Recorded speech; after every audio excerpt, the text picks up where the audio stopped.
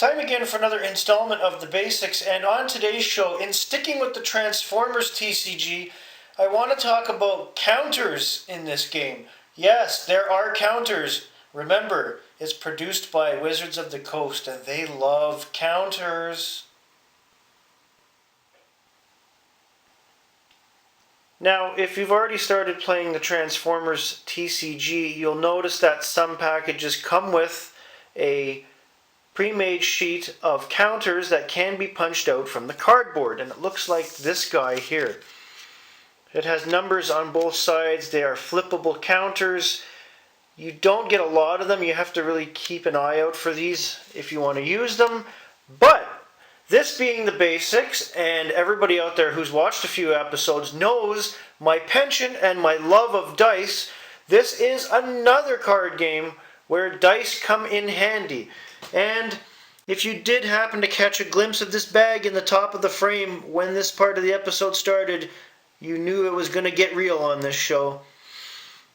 In this case, because of the counters in the game, and they mainly relate to battle damage, among other things, but mainly battle damage. So example, the card Fling. I'm going to use one card as an example.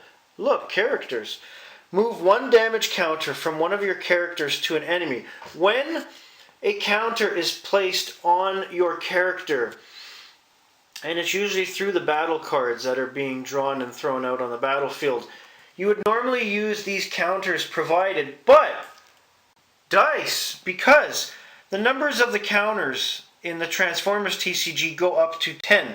So this is where you can use either a D10, which is a 10-sided die that looks like that, or a D12 if you want to have a little bit extra room on there. And because I happen to have this massive bag of dice, and anyone that knows me knows that I love the dice more than using anything else, especially cardboard punch-outs, this is what you want to use to calculate your counters. You can either put them on the character card or next to the character card.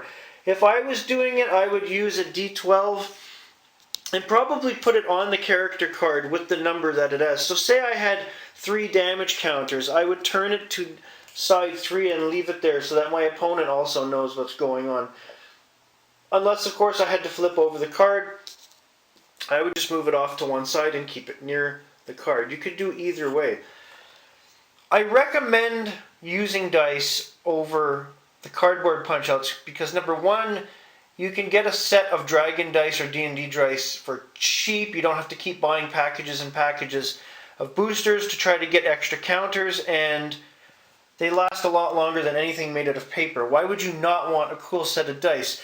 You've heard me talk on this show many times about the importance of multi-sided dice ranging from D4 up to D20. So if you don't already have some dice, get some. They come in handy, especially in this game.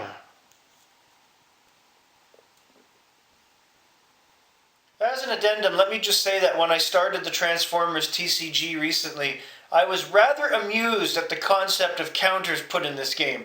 Damn it, Wizards! Stop it!